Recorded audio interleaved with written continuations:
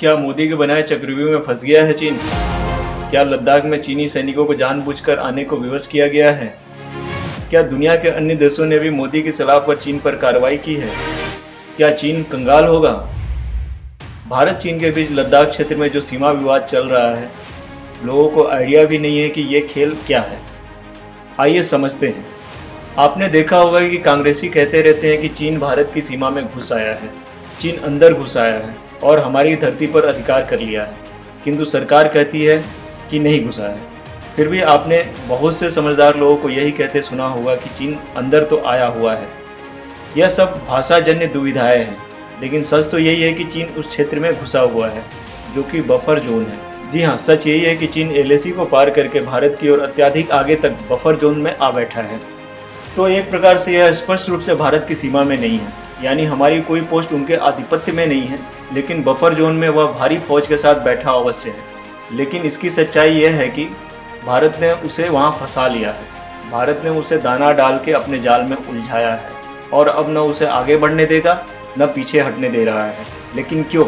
इस क्यों के उत्तर के लिए आपको भारत की चाणक्य नीति समझनी होगी। वास्तव में जो दिखाई देता है वह सच नहीं होता है और जो होता है वो दिखाई नहीं देता है। वास्तविकता यह है कि हमारे पूर्व प्रधानमंत्री मनमोहन सिंह के समय में बहुत सारे घोटाले हुए हैं, जिसके कारण यह कांग्रेस और चीनी कम्युनिस्ट पार्टी के बीच की संधि ही थी, जो देखने में कांड जैसे नहीं लगते लेकिन समझने में लगते हैं। सोनिया गांधी, कांग्रेस और चीन की कम्युनिस्ट पार्टी के बीच एक समझौता 2007 में हुआ, जिसमें कांग्रेस ने चीन से समझौता किया कि हम दोनों पार्टियां आपस में एक दूसरे की सहायता करेंगे। कांग्रेस ने चीन से कुछ फंड लिया, कुछ अन्य लाभ लिए, जिसकी जांच सरकार अभी कर रही है, इसलिए अभी इसे नहीं खोला जा सकता। आप प्रतीक्षा कीजिए, इसका स्पष्टीकरण शीघ्र होगा। चीन ने कांग्रेस से चीनी व्यापार को बढ़ावा देने के लिए छूट लेनी शुरू की।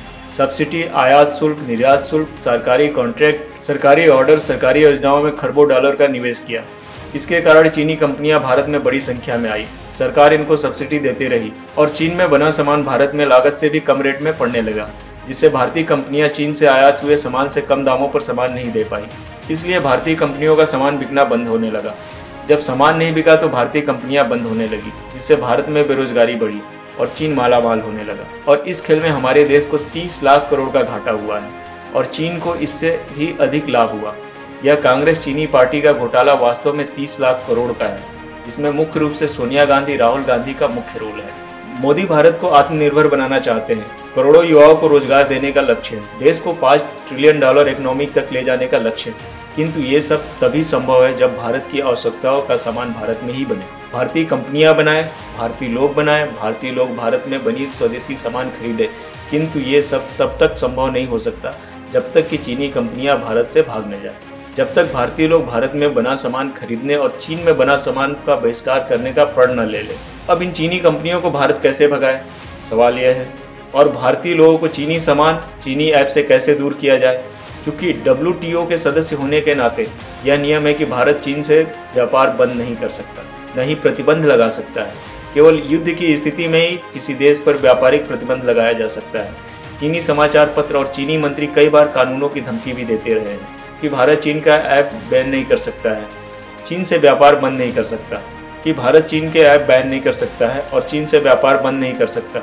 लेकिन वो भूल गया कि इस समय भारत का प्रधानमंत्री चाणक्य, तीव्र बुद्धि रखने वाला राष्ट्रीय स्वयंसेवक संघ का अनुभवी स्वयंसेवक है, जो शत्रु को मात कैसे देनी है इसे अच्छी तरह से जानता है। मोदी ने प्लान बनाया कि चीन को कैसे घेरा जाए ताकि चीन को भारत में बैन किया जा सके और उसे आर्थिक रूप से भारी चोट पहुंचाई जा सके।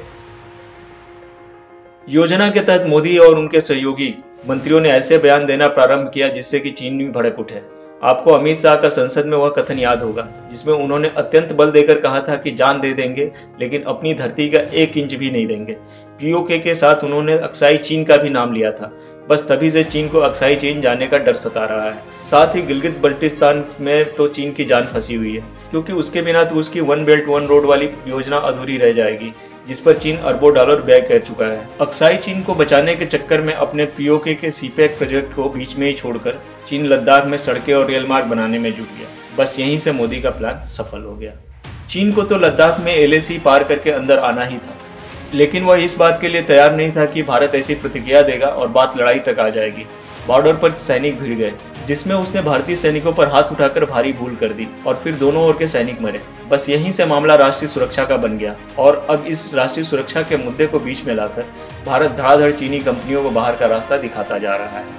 सोनिया कांग्रेस के कारनामों से और चीनी कंपनियों से छुटकारा पाना आसान नहीं था, क्योंकि WTO का कानून ऐसा करने से रोकता है, लेकिन अब कोई नहीं रोक सकता क्योंकि चीन ने भारतीय सीमा पर सेना लाकर खड़ी कर दी है। इसलिए जैसे ही चीन पीछे हटने का प्रयास करता है तो भारत उसे फिर से उकसा देता है। कमांडर स्तर की मीटिंग में एक ही शर्त भारत की ओर से रखी जाती है कि LACA से 2 किलोमीटर पीछे चीनी क्षेत्र में रहो। इससे कम में कोई समझौता स्वीकार नहीं है। अब घमंडी चीन कैसे पीछे हटे? हटा तो जगहसाई भी होगी और भारत अक्साई चीन भी मानेगा। अब भारत भी वहां तक अपनी धड़ाधड़ सड़कें बना रहा है। चीन समझौते पर आने में लगता है, किंतु भारत की अपनी सीमाओं की सुरक्षा को सशक्त बनाए रखने को लेकर कड़ी शर्तें रखी है, जिन्हें चीन मानने को तैयार नहीं होता। इसलिए सीमा पर तनाव है, पर युद्ध नहीं होगा, क्योंकि मोदी की कूटनीति के कारण चीन को चारों ओर से घेर लिया गया है। साउथ चाइना सी में अमेरिका के युद्धपोत पूरी तैयारी के साथ चीन को ध्वस्त करने के उद्देश्य से तैनात है, जिसके साथ 30 देशों का नाटो समूह एक साथ चीन पर आक्रमण करने को तैयार है। चीन की ओर से थोड़ी सी हलचल अब उसको ही मटियामेट करने का कारण बनेगी। मोदी की कुशल कूटनीति चीन को चारों तरफ से घेर कर मारेगी। चीन के सामने एक ही रास्ता है बचने का, जो कि अक्साई चीन और POK के रास्ते से हट जाए, नहीं तो मोदी उन्हें हर हाल में वापस लेने के लिए कटिबद्ध है। लड़ाई एक अलग मुद्दा है, लेकिन पहले भारत चीन की रीढ़ पर प्रहार कर रहा है। जैसे पाकिस्तान की आर्थिक रीढ़ तोड़ी है, वैसे ही चीन को आर्थिक रूप से पूरी तरह से नहीं तोड़ा जा सकता, लेकिन उसे निर्बल और स्वयं को सशक्त तो अवश्य रखा जा सकता है। कर सकता है भारत। युद्ध तो किसी भी पक्ष में ठीक नहीं, इसलिए बड़े स्तर पर युद्ध न भारत करेगा और न ही चीन। सीमा पर टेंशन बनाए रखना भारत के और विश्व के पक्ष में है। भारत यही कर रहा है। चीन की रीढ़ पर भारत अपने हिस्से का प्रहार कर रहा है। बचा खुचा विश्व अपने हिस्से का करेगा। America, Taiwan, Australia, Japan, France, रूस, इटली अब मोदी की राह पर चल रहे हैं। ऐसे में चीन का विनाश निश्चित है, गोला बारूद से या फिर अर्थव्यवस्था से। दोनों ही हमले में चीन के टुकड़े टुकड़े होकर बिखर जाना तय है, क्योंकि चीन की जनता गुलामी का जीवन जीते जीते व्यथित हो चुकी है और वह अब आजादी चाहती है।